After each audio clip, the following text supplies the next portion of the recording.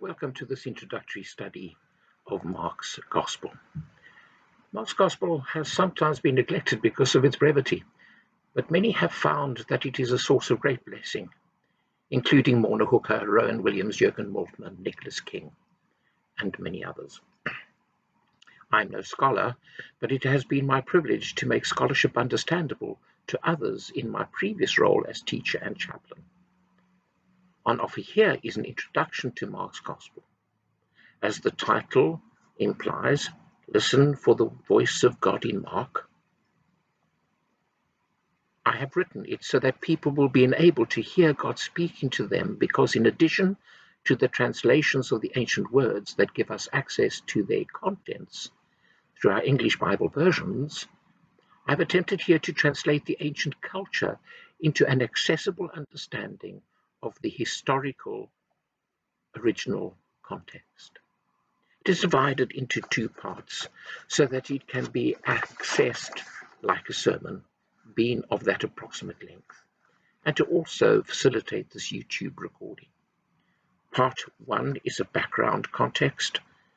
It looks at the definition of a gospel, why the gospel ceased to be good news for many in the West, and then the revival of the gospels as good news for all people. Part 2 looks more closely at the identity of Mark the author, some important characteristics of Mark's Gospel, Mark's messianic secret and the coming of the kingdom, and then a practical section on finding good news in the Gospel of Mark for today. If anyone is interested in an electronic version of the script, please email me at david.owen@methodist.org.uk. So we go to part 1, a background context. We have been given, I believe, a wonderful gift, our gospel reflections starting this Advent and which will continue for the next liturgical year are mostly from Mark's Gospel. Other Gospels are needed as well because Mark's Gospel is the shortest and does not cover some of the important landmarks in the liturgical calendar. For example, it mentions nothing about the birth of Jesus.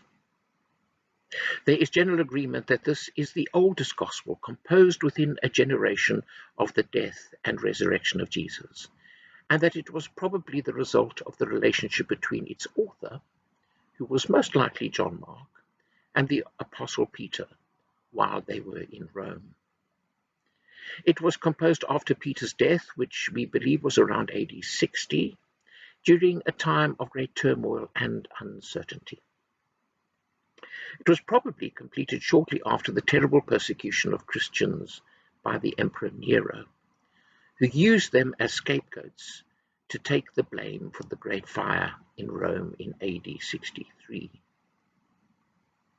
When this gospel appeared in around AD 65, its message of hope and encouragement would have been much needed, because in addition to all the trauma already experienced by the early Christians, further hardship was again on the horizon, as many still saw the early followers of Jesus as a Jewish sect. In AD 66, Jerusalem rebelled and Rome responded, which eventually ended with the destruction of the city and the temple in AD 70. Mark was impatient to tell the story and excited about communicating the good news. He wanted to get straight to the point, which he did. As we read or listen to this gospel being read to us, we can sense that Mark is convinced that he has real good news, the true evangelion, and it concerns the historic person Jesus from the insignificant village in Galilee called Nazareth. Mark believed that everything about this Jesus matters because he is the secret to finding life rather than a mere existence, no matter what happens. This is because the ministry of Jesus proved to be much more than imparting human wisdom. Jesus was the long-awaited Christ, which is just the Greek word for Messiah. For Mark, This was ratified by the ways in which he fulfilled what had been foretold about him by the ancient Hebrew prophets. But more importantly, the ultimate seal of approval came when he defeated the supreme human enemy, death. Jesus was executed, but overcame death and was resurrected on the third day. He did not just wake up and return to continue his previous life. He passed through death and came out at the other side victorious. For Mark, this all showed that this particular Jesus, because there were many, as the Hebrew version, Joshua, was a popular name at the time, but this particular Jesus is the Christ, the Son of God, and he declares all this in his first sentence. Right from the start of verse 1, we see that Mark never wastes words. The use of beginning makes a link with the first verse of Genesis, suggesting that, like the Old Testament scriptures, he was aware that his message was special. Nicholas King suggests that this is the air we breathe from now on. Mark's good news, or evangelion, is the announcement not just of an important event, but that every event in the life of Jesus of Nazareth is good news because it is life transforming. Christ is not part of Jesus' name, as Paul's usage implies, but refers to his identity, that this Jesus is the Messiah and the Son of God. More detail on the significance of Jesus' messiahship for Mark is discussed later in this article. Mark then gets straight into telling the story of delivering and explaining the good news. First, the preparation of John the Baptist, again fulfilling prophecy, the temptation in the wilderness, where the calling is tested by the reality of evil, into the choosing of the first disciples, and then off he goes, with the speed and enthusiasm of someone who has a good news message to share with others. What is a gospel? The word that I've already used sometimes so far, it comes from the Greek word evangelion, which literally translates as some good news or a pleasant message.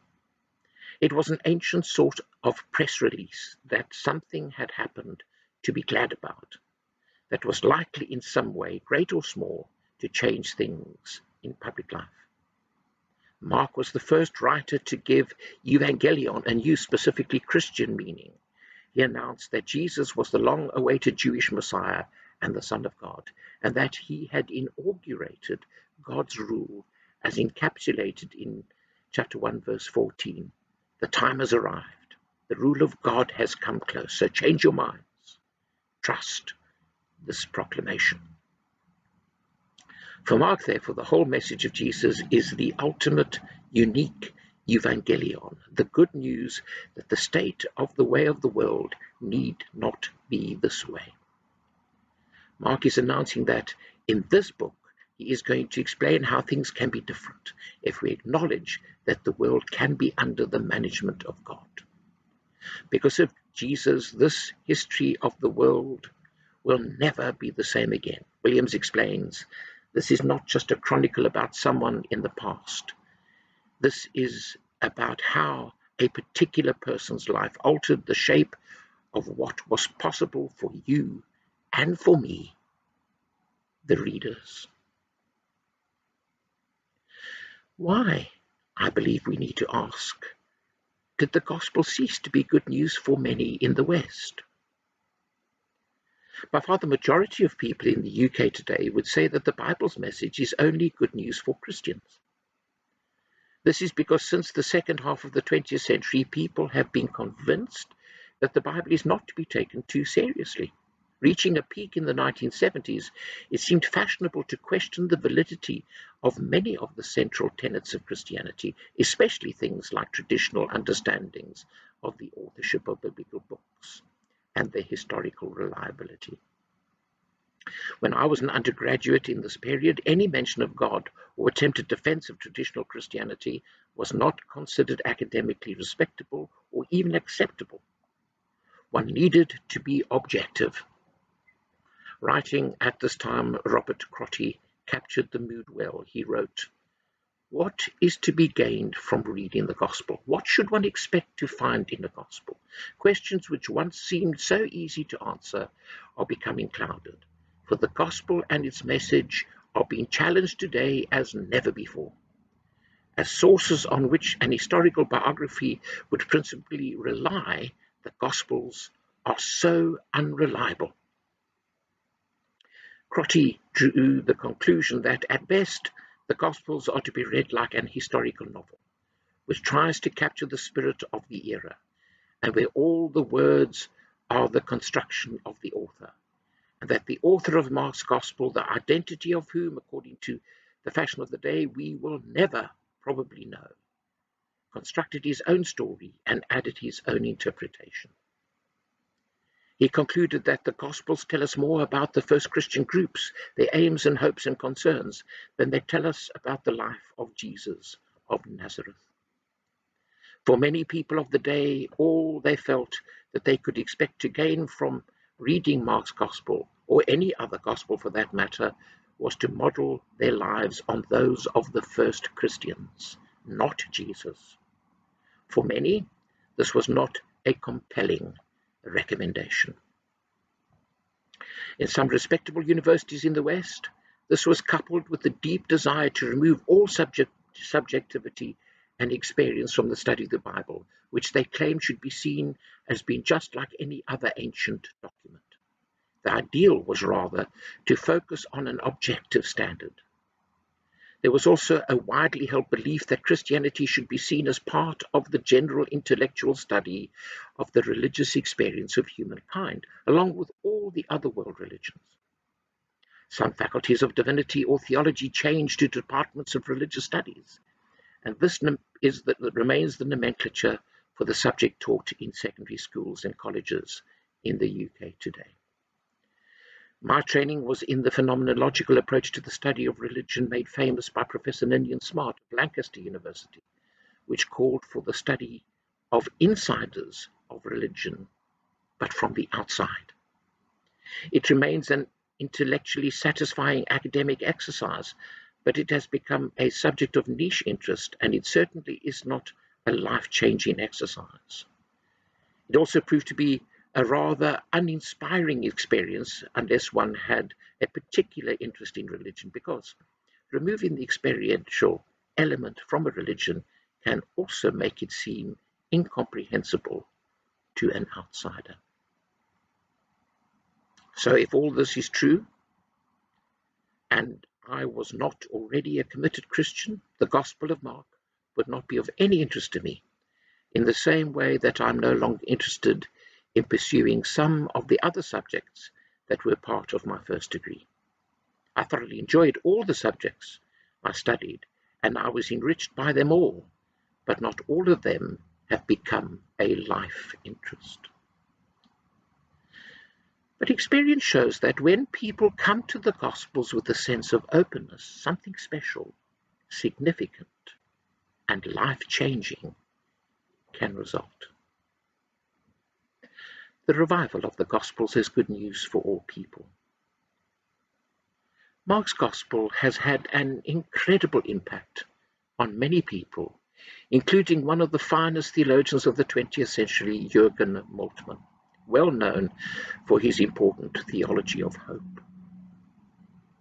Moltmann was a prisoner of war in Scotland in 1943, when he and his fellow prisoners were shown photographs of the concentration camps. Moltmann was horrified that he had been fighting for a regime that was responsible for this atrocity. An army chaplain distributed copies of the Bible, and as Moltmann explains, I read Mark's Gospel as a whole and came to the story of the Passion. When I heard Jesus' death cry, my God, why have you forsaken me? I felt growing within me the conviction, this is someone who understands you completely, who is with you in your cry to God, and has felt the same forsakenness you are living in now. I summoned up the courage to live again. The Russian Orthodox scholar Metropolitan Antony Bloom had a similar experience. He was a convinced skeptic, but was persuaded to attend a Christian meeting. He was infuriated by the address and returned home determined to confirm for himself the emptiness and stupidity of Christianity by reading the Gospels. He chose to start with Mark simply because it was the shortest. Williams quotes Bloom, who recorded, "The feeling I had occurs when you are walking along the street and suddenly you turn round because you feel someone is looking at you. While I was reading, before I reached the beginning of the 3rd chapter, I suddenly became aware that on the other side of my desk there was a presence. I realized immediately, if Christ is standing here alive, that means he is the risen Christ." Rudolf Bultmann, the German New Testament scholar, offered a useful approach, even in the midst of all his skepticism and everybody else's, in his volume entitled Jesus and the Word. Here we are encouraged not only to be viewers of history, trying to be objective about getting the facts right, although this remains important as part of the process, but that we should embark on a highly personal encounter with history and to find a position for ourselves within history. He continued, "The examination of history is no neutral orientation about objectively determined past events, but is motivated by the question how we ourselves, standing in the current of history, can succeed in comprehending our own existence, can gain clear insight into the contingencies and necessities of our own life purpose." Bultmann calls us into a dialogue with history, and this puts it in a nutshell for me. As a Christian minister, I am convinced that Jesus of Nazareth, the Jesus of history, who walked and talked around 2,000 years ago, is the Christ, the Messiah, and that he is alive and is in our midst. I believe that Mark applied the message of Jesus to his audience, and that it is the job of every Christian preacher, teacher, and scholar to apply this message to their time and place. This encounter is not always easy. The dialogue can and even should sometimes be challenging, but it also always results in great and wonderful blessing. This sounds like an incredible statement of faith, which it is. But it is fascinating to note that it is now also a position that is no longer lacking in intellectual and academic respectability. This is because it has turned out that secular historians are less harsh than some biblical historians, acknowledging that, as David Lowenthal suggests, the past is a foreign country, and that there is no such a thing as an objective account of the past, nor even that it is desirable. It is like giving an American a rule book for cricket. It will remain a game that is meaningless unless someone who knows and loves the game can show how it works. In the same way, history not only needs eyewitnesses, but also those who can explain, organize, and provide meaning to the material from the inside, if it is to make any sense. This is true for all history. By implication, therefore, if it is true that we can know nothing for certain about the historical Jesus, this also means that we can know nothing for certain about any history, even the most recent.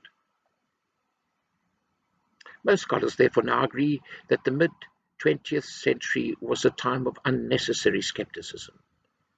Scholars like the historian Richard Bauckham can now argue convincingly that the Gospel of Mark was written well within the time when eyewitnesses would still have been alive, and that we should think twice before writing it off. It turns out that the earliest tradition remains credible, and that is that Mark was the Apostle Peter's personal secretary, who wrote down what Peter said in such a way so that it could be accessible to new hearers and readers.